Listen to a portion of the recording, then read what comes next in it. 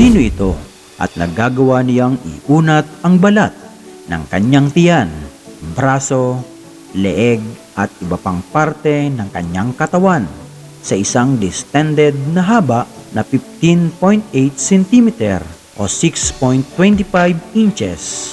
At bakit niya kaya siya ay may ganong kakaibang talento? Ano ang dahilan?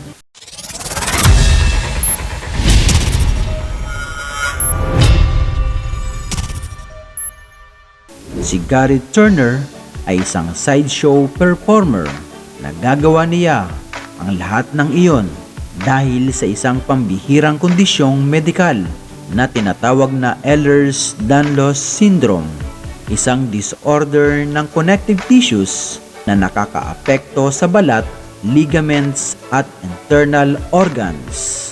Sa kondisyong ito, ang collagen na nagpapalakas sa balat at tumutukoy sa pagkaelastiko nito ay nagiging depektibo. Ang resulta, bukod sa iba pang mga bagay, ang pagluwag ng balat ay hypermobility ng mga kaso-kasuan.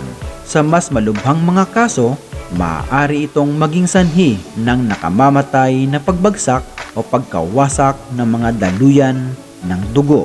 Siya ang may hawak ng kasalukuyang Guinness World Record para sa stretchiest skin o pinakamababanat na balat.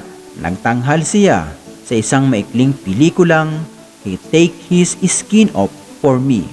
Lumabas din siya sa isang episode ng Replace, Believe It or Not. Kung nagustuhan mo ang ganitong mga video, pakishare na rin sa iyong mga kaibigan at kapamilya. Maraming salamat. God bless.